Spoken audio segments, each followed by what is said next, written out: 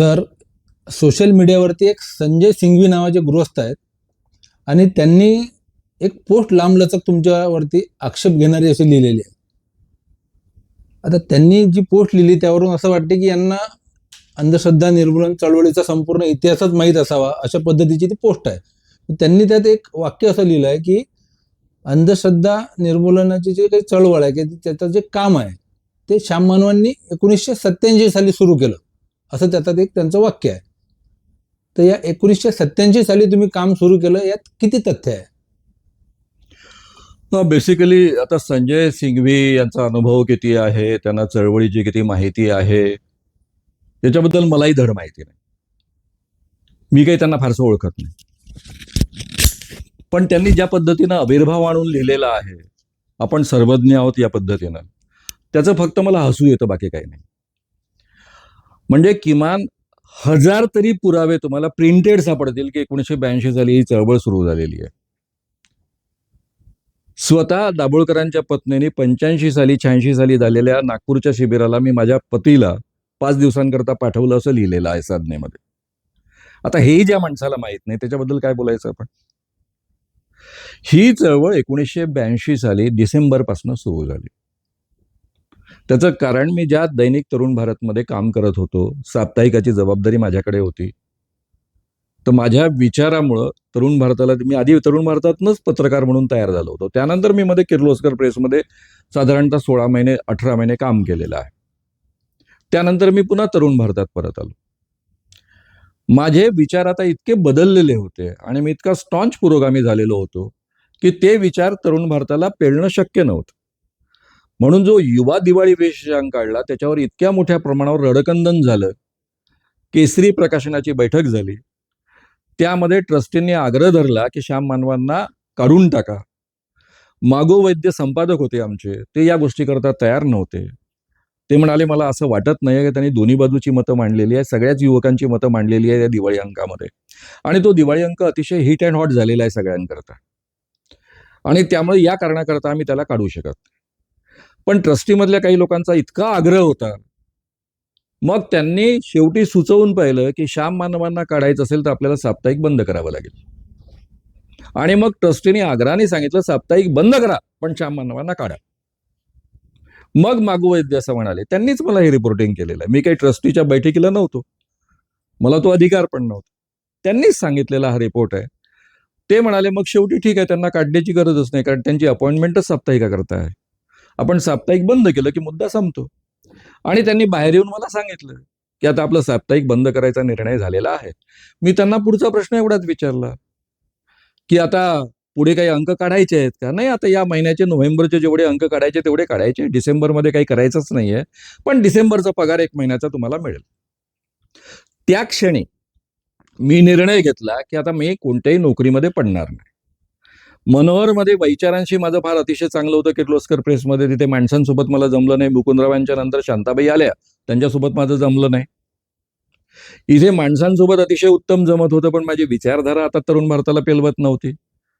त्यामुळे पत्रकारितेमध्ये आपण आपल्या अटींवर काम करू शकणार नाहीये हे माझ्या लक्षात आलं होतं, म्हणून मी नोकरी करायची नाही. बरं, प्राध्यापकीमधनं आधीच मी बाहेर पडलो होतो. ज्या कॉलेजमध्ये मी प्राध्यापक होतो इंग्रजीचा, त्या कॉलेजचे मी भ्रष्टाचार काढून ठेवलेले होते. त्यामुळे कोणतंही कॉलेज माझ्यासारख्या प्राध्यापकाला जो स्वतःच्याच कॉलेजमधले भ्रष्टाचार जाहीररित्या काढतो त्याला घेण्याची शक्यता कमीच होती. आणि त्यामुळे आपण नोकरीच्या भानगडीत पडायचं नाही. आणि आपल्यासाठी अत्यंत महत्त्वाचं काम आहे. आपल्याला एवढा अनुभव असताना, आपण जयप्रकाश नारायणांच्या संघटनेमध्ये एवढ्या मोठ्या प्रमाणावर काम केलेलं असताना, देशभर व्याख्यानं देत हिंडत असताना, महाराष्ट्राचं प्रमुख म्हणून काम पाहिलेलं असताना सुद्धा आपल्या अंधश्रद्धा कायम होत्या. आपल्याला साध्या साध्या गोष्टी माहीत नव्हत्या. त्या लोकांपर्यंत ज्या अंधश्रद्धांमध्ये मी स्वतः पोळलेलो आहे, ज्याची धग मी सोसलेली आहे, त्या अंधश्रद्धांपासून लोकांना वाचवण्यासाठी किमान आपण प्रयत्न केले पाहिजेत, असं वाटून डिसेंबरपासून मी ठरवलं की पूर्णवेळ या कामाला मी भिडायचो. अनायसे त्या काळामध्ये आमच्या नागपूरमध्ये मानवीय नास्तिक मंच नावाचं एक संघटन होतं माझ्याच मित्रांचं. त्यांनी बी प्रेमानंदांचा दौरा आखला होता. पुण्याचा दौरा माझेच सहकारी डॉक्टर अरुण लिमये यांनी आखला होता. त्या दौऱ्यामध्ये मला ताकदीनं शिरता आलं नव्हतं, भिडता आलं नव्हतं. कारण त्यावेळेस मला दिवाळी अंकाची तयारी सुरू होती आणि स्त्रीच्या दिवाळी अंकाची कव्हर स्टोरी स्मिता पाटील यांच्यावर मी केली होती. आणि त्याच काळात तो दौरा आमच्या पुण्यामध्ये बी प्रेमानंदांचा झाला होता. त्यामुळे बी प्रेमानंदांच्या कार्यक्रमांमध्ये मी वक्ता म्हणून सहभागी होऊ शकलो नव्हतो त्यावेळेस. तर मी ठरवलं, अनायसे माझ्याच सगळ्या मित्रांनी त्या कार्यक्रमांचं आयोजन केलेलं आहे. तर बी प्रेमानंदांच्या विदर्भातल्या 10 कार्यक्रमांचा हा दौरा होता, डिसेंबरमधल्या पहिल्या दुसऱ्या आठवड्यातला. त्या आठवड्यामधल्या सगळ्या प्रेमानंदांच्या कार्यक्रमांचं भाषांतर करण्याचं काम मी सुरू केलं. ते इंग्रजीमध्ये मांडणी करायचे, चमत्कार करायचे आणि मी मराठीमध्ये त्याचं भाषांतर लोकांना सांगायचं. त्यांच्या मांडणीमुळे 2 ठिकाणी मारामारीचे प्रसंग उद्भवले. पण विदर्भामध्ये मी इतका ओळखीचा होतो लोकांच्या. मी तरुण भारताचा युवक कॉलमचा लेखक राहिलेलो होतो. त्यामुळे सगळे युवक माझ्यावर खूप प्रेम करत होते आणि त्यामुळे मी त्यांना त्या परिस्थितीमधनं वाचवू शकलो होतो. त्यातनं मला 2 गोष्टी शिकायला मिळाल्या की कोणत्या पद्धतीनं बोललं नाही पाहिजे, काय मुद्दे आणि कशा पद्धतीनं लोकांपर्यंत मांडले पाहिजे. तो दौरा अतिशय सक्सेस झाल्यानंतर बी प्रेमानंदांनी मला आग्रहाने म्हटलं की माझा गुजरातचा दौरा आहे, तुम्ही या. तुम्ही फार छान मांडणी करता आणि लोकांना प्रभावित करता. मी त्यावेळेस त्यांना अट टाकली. विदर्भाच्या कार्यक्रमाच्या वेळेस मी ती अट नाही टाकली. ते इंग्रजीमध्ये मांडणी करायचे, 3 तासाचा कार्यक्रम चालायचा आणि मध्ये मध्ये मी त्याचं भाषांतर करायचो. ते भाषांतर करताना मी फक्त एवढी लिबर्टी घ्यायचो की 40% 60% त्यांचं सांगायचो, 40% मी माझं सांगायचो. पण त्यांना मी मराठीत जे बोलतो ते कळायचं. मी त्यांना अट टाकली की आपण हे जे करतो की तुम्ही इंग्रजीत बोलता मग मी भाषांतर करतो ते बंद. मला माहित आहे तुम्ही काय सांगत असता. तुमच्या लक्षात आलं असेल की कोणत्या गोष्टी टाळल्या पाहिजे. त्याच्यावर आमची चर्चाही झाली.